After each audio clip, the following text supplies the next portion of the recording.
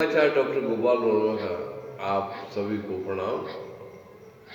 आज की भजन संध्या में हम कल के एपिसोड को पूरा करेंगे। कल दिनेश बघेल जी ने भीम के विवाह पर एपिसोड 1 में काफी कुछ कहा, जहाँ से हमने कथा समाप्त की थी। आज वहीं से पुनः हम अनुरोध करेंगे कि दिनेश बघेल जी उसको प्रारंभ कर आगे की बात हम तक पहुँचाएँ। और आप हमारे इस चैनल को सब्सक्राइब कर लीजिए, लाइक कर लीजिए और शेयर कर लीजिए। धन्यवाद।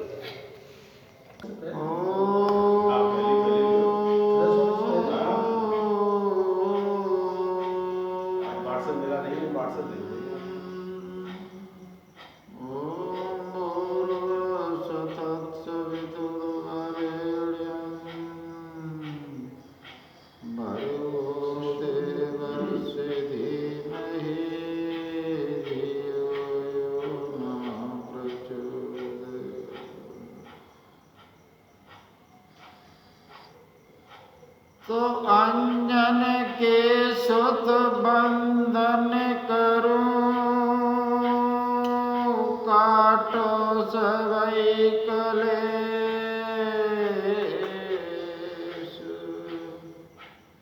मंदिर में बैठा हुआ तुम्हें मनाए दिनेश। आदरणीय भीम के विवाह की ओर प्रकाश डालते हैं। पार्ट 2 में आज भोले बाबा समझाने लगे, अहलमदे, जब पांडु को पता था कि मेरी रानी इतनी सुंदर है, पता चला तो रानी की ओर जा रहे हैं, तो रानी कहने लगी, पिया प्रेम से बात कर लो, मेरे शरीर पर हाथ मत रखो, तुम्हें हिरणी का श्राप लगा हुआ है, तुम भस्म हो जाओगे। लेकिन राजा पंडु नहीं माने। तो भोले बाबा कहने लगे, आर करके भोग महीपति मर गए, बेटिया सुन ले ध्यान लगाए।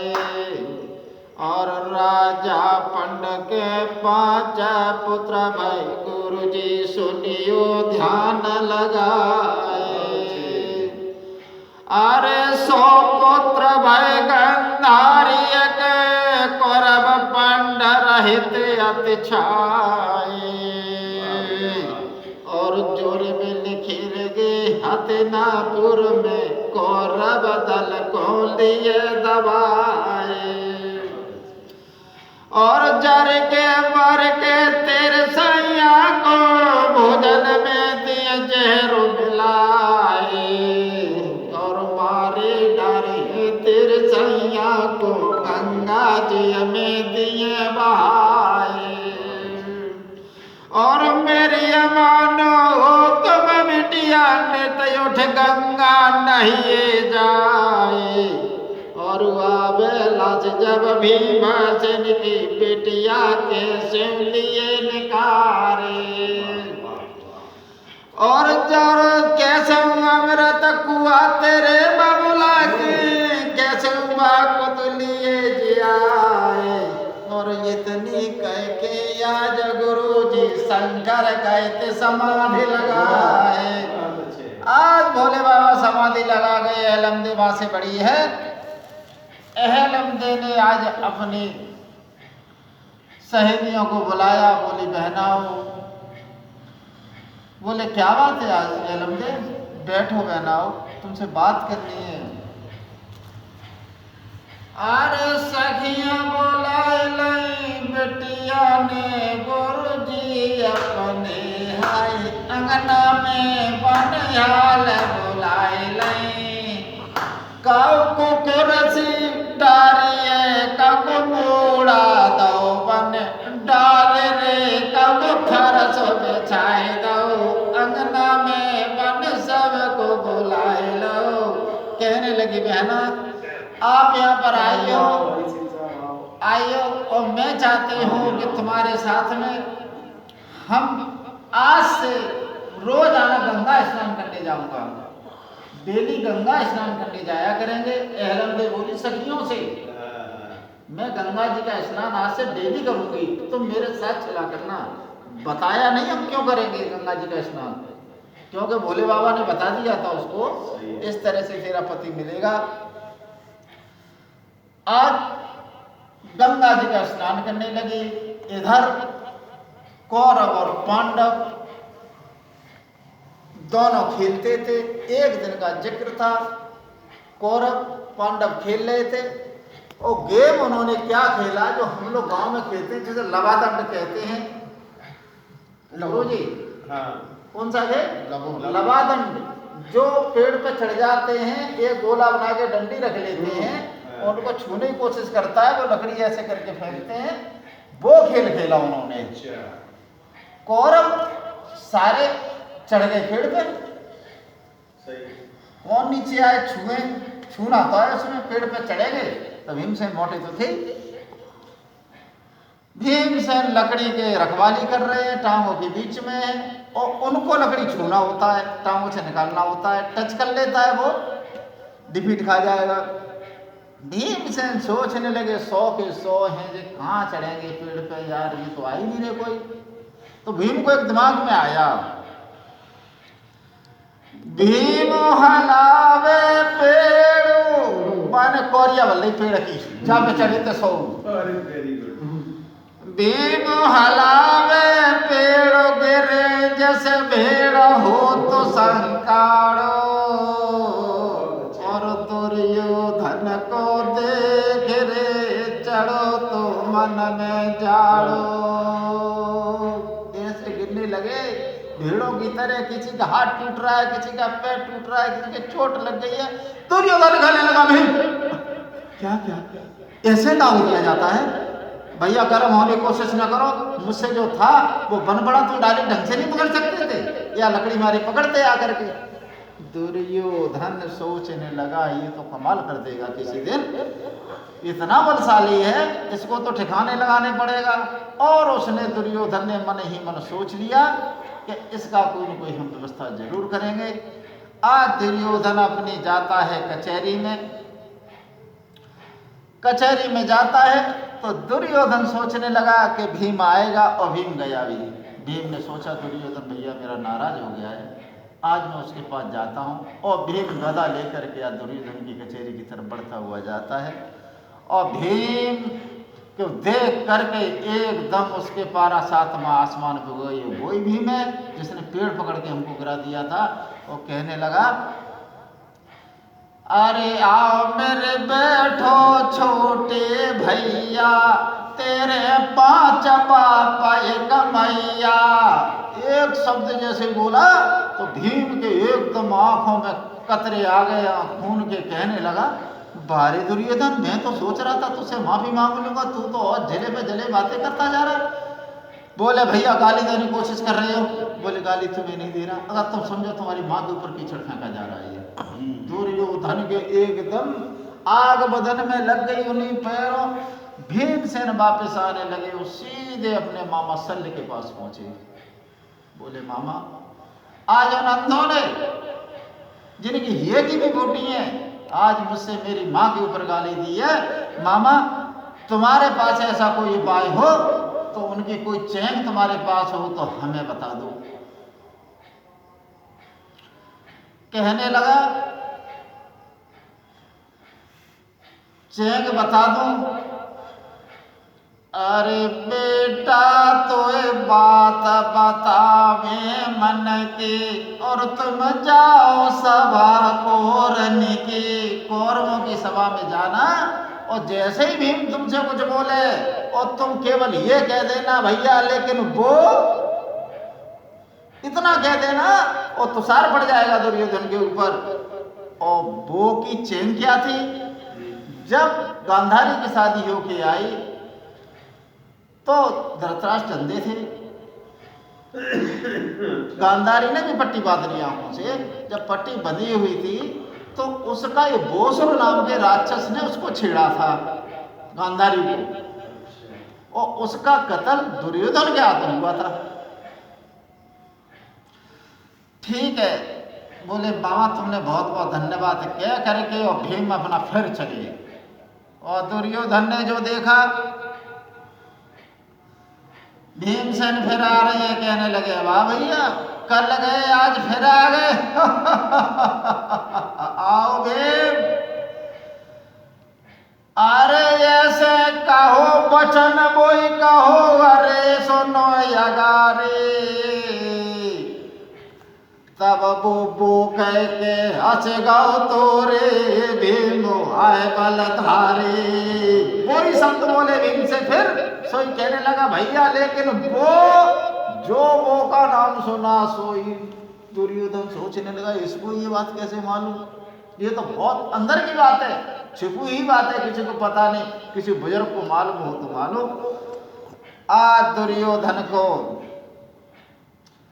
अरे करो कपट को प्यार, भीम को भोजन बनवाए, और चला शकुन के लैत जहर के लड्डू बनवाए। अग्रवाल जी को देख लीजिए 1 मिनट।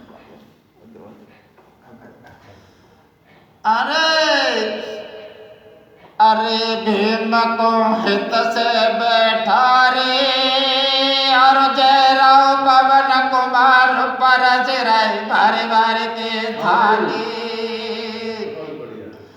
अरे के और मन को खाए गयो, और चढ़ो जहर को जोर तमारो, भीम को आए गयो।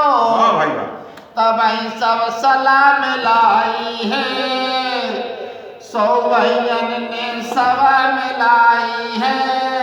मर गो भीमसेन वंगना में, लो जगुजरे उठाई है, भीम को हाल उठाए लो है। और सौ भैयन ने मिलके गंगा जी में बहाए दो है।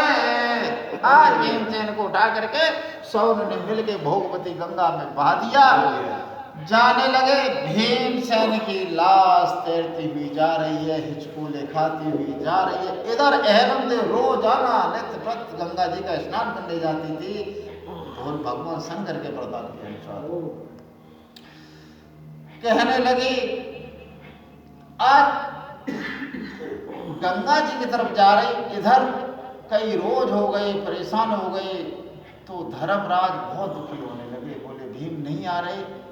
भीम के बिना तो नारद जी जाते हैं युधिष्ठिर के पास, कहने लगे युधिष्ठिर, अरे नारद मुनि ने कही सुनो तुम धर्म सुवन ज्ञानी, और काय कारण से बात त्यारे अखियन में पानी।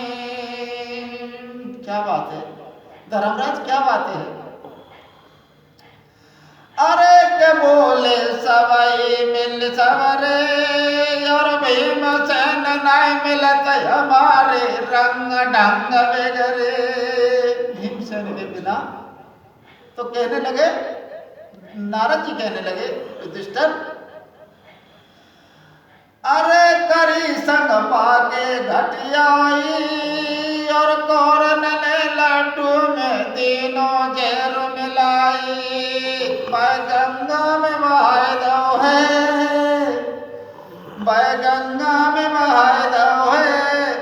अरे कछु दिनन के बाद ललीमा बासुक किया वे के बाकू बामे तेन करे, और कौन से वो बाकू भाया बाकू ले जाई, के भीमसेन जा दिन आवे गो, और सुंदर दुल्हन लेके भैया घर में आवे गो। चिंता मत करो, भीमसेन मार दिए गए हैं, लेकिन वो जिंदा होंगे, और जब आएंगे नवनवेली दुल्हन को घर में लेकर के आएंगे। उन लोगों को शांति मिली। बोले ठीक है भैया। अब इधर भीमसेन की लाश बहती हुई जा रही है, लड़की आती है, एलमदेव मिनट है, मुझे बता देना, स्टॉप करनी पड़ेगी, होगी। तो आज अहलमदे गंगा मैया से कहती है, मैया तू तो पापों से तराने वाली है, हम कब से देख रहे हैं हमारे पति की लाश तेरी गोद में है, ऐसा भोले बाबा ने बताया है। तो कहने लगे, मेरे खबर ले तेरा बेनी,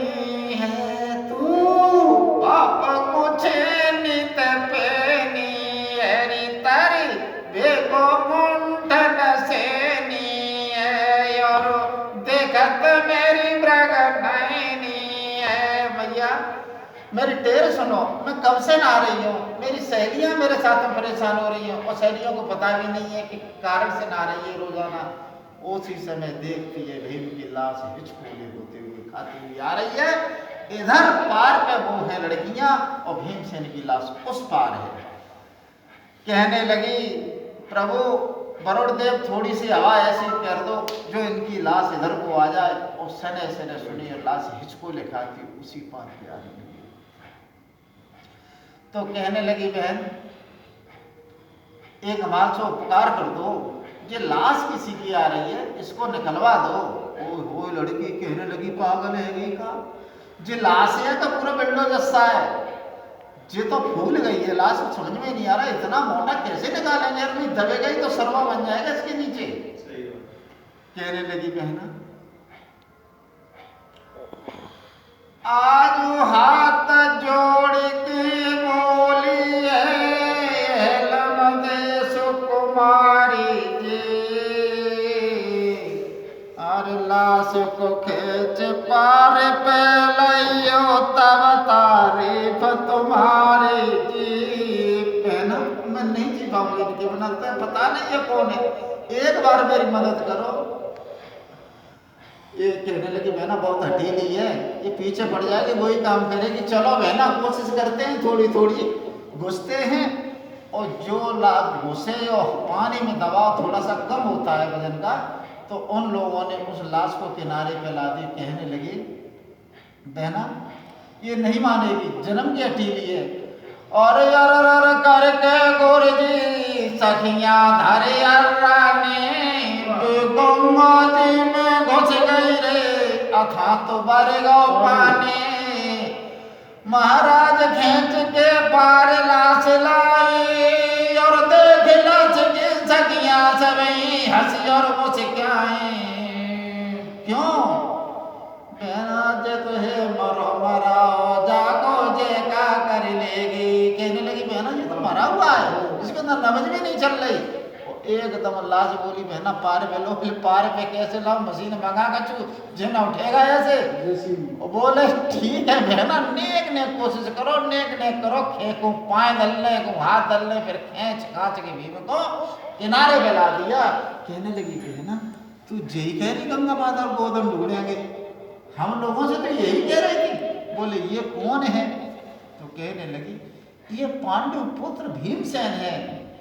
बहना इनके मर कैसे गए, क्या हो गया, तो कहने लगी अरे इनके दुश्मन बने चचेरे भाई, इनके संग करे घटे आए। बहना अरे भोजन में दो जर मिलाए, गंगा में दयो बहाए। बहना ये पांडु पुत्र हैं, चचेरे भाइयों ने इनसे दुश्मनी निकाल लेके चक्कर में जहर दे के मार दिया।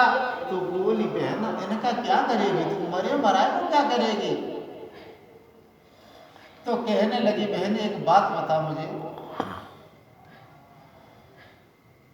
जरा सा इस लाश को किनारे पे उठवा दे, किनारे पे उठवा दे, कुर्सी और ले आओ, इसको लाश को थोड़ा सा किनारे पे लगवा दे। बोली किनारे पे बहना कैसे लाऊं, तो हाथ जोड़ कर का जहलम दे कहने लगी, बैठ गई। ओ बालापन की सखी, आंखों में आंसू आ गए, कहने लगी ओ बालापन की सखी तेने काय को करे तेने ठोराए रे।